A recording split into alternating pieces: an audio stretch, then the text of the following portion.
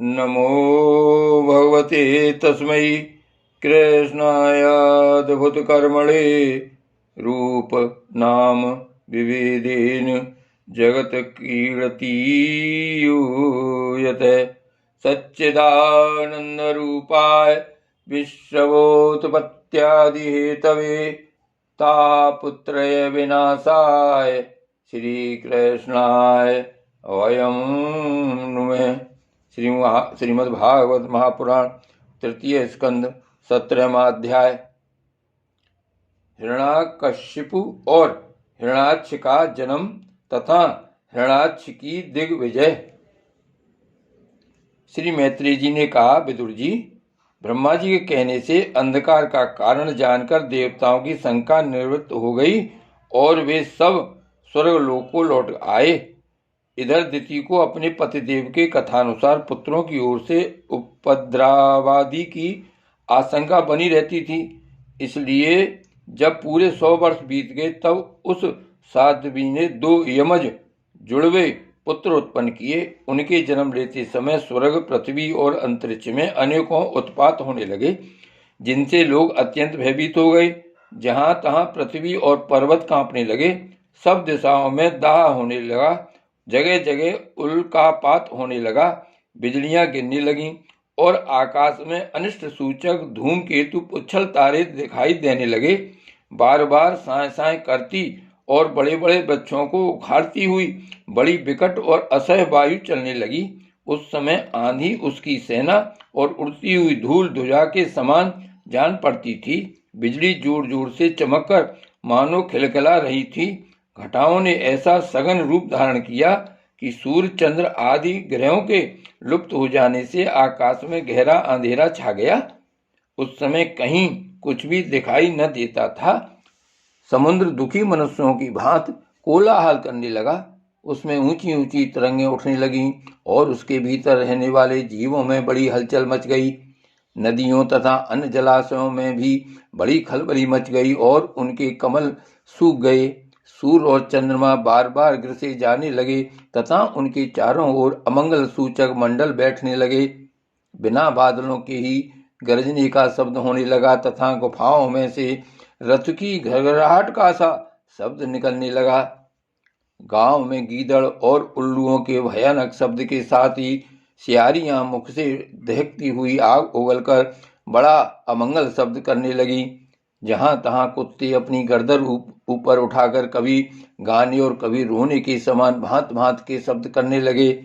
विदुर जी, झुंड के झुंड गधे अपने कठोर खुरों से पृथ्वी खोदते और रेंकने का शब्द करते मतवाले होकर इधर उधर दौड़ने लगे।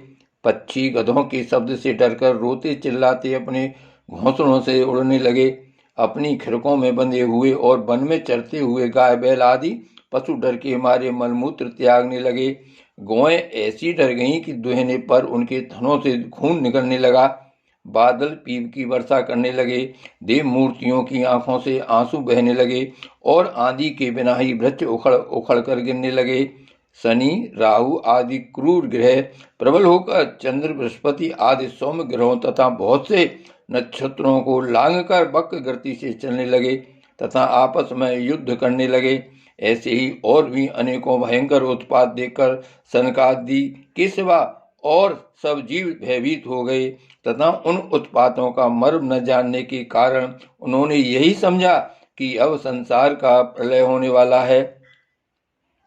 वे दोनों आदि दैत्य जन्म के अनंतर शीघ्र ही अपने फौलाद के समान कठोर शरीरों से बढ़कर महान पर्वतों के सदृश हो गए तथा उनका पूर्व पराक्रम भी प्रकट हो गया।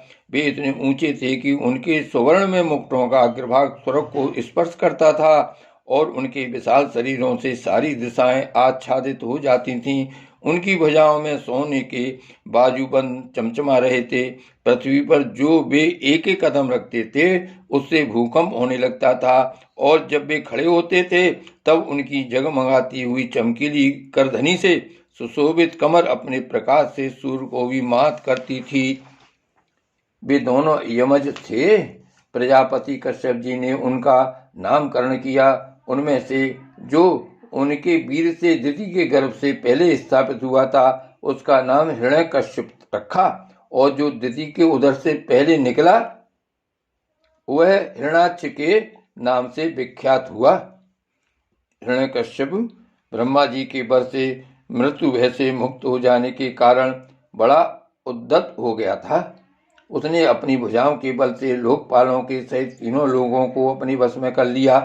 वह अपने छोटे भाई हिरण्याक्ष को बहुत चाहता था और वह भी सदा अपने बड़े भाई का प्रिय कार्य करता रहता था। एक दिन वह हिरण्याक्ष हाथ में गदा लिए युद्ध का अवसर ढूंढता हुआ स्वर्गलोक में जा पहुंचा।